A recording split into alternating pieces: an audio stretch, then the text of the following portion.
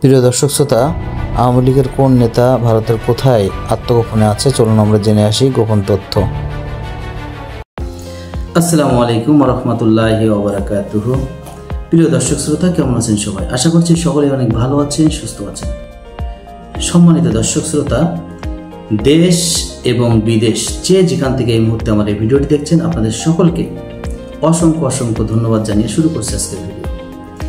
দর্শক বন্ধুরা, আজকের ভিডিওটি অত্যন্ত গুরুত্বপূর্ণ এবং ইনফরমেটিভ একটি ভিডিও হতে যাচ্ছে, তাই ভিডিওটি প্রথম থেকে শেষ পর্যন্ত মনোযোগ সহকারে দেখবেন। দর্শক বন্ধুরা, আপনারা যারা এখনও আমার চ্যানেলটি সাবস্ক্রাইব করেননি, ভিডিওর নিচে লাল সাবস্ক্রাইব বাটনটি ক্লিক করে চ্যানেলটা সাবস্ক্রাইব করে রাখুন এবং সাবস্ক্রাইবের পাশে থাকা নোটিফিকেশন বেল বাটনটি অন করে দিন, যাতে করে আমার যে কোনো ভিডিও আপলোড করার সাথে সাথে আপনাদের কাছে খুব সহজে পৌঁছে যায় নোটিফিকেশনের মাধ্যমে।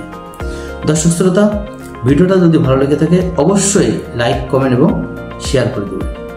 প্রিয় দর্শক বন্ধুরা, তো আর দেরি করবো না, চলুন আমরা চলে যাই মূল ভিডিওতে। আমি বলতে পারি মানে যারা চলে গেছে,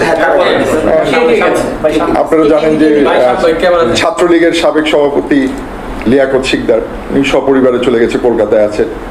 ফেনীর সংসদ সদস্য আলাউদ্দিন নাসিম উনি চলে গেছে, উনিও কলকাতায় আছে।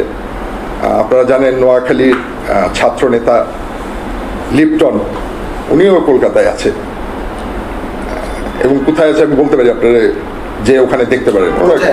ওনারা কলকাতায় ফরচুন অ্যাপার্টমেন্ট খুব আলিশানা ভাবে আছে, খুব আরামে আছে এবং যদি যেতে পারেন ওখানে ওনারা আপ্যায়ন করবেন।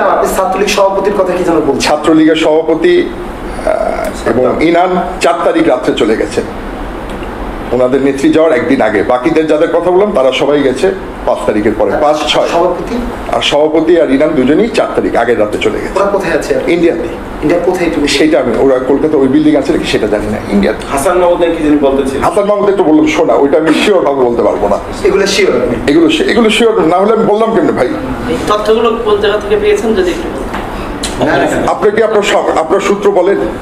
Thank you, very much. Thank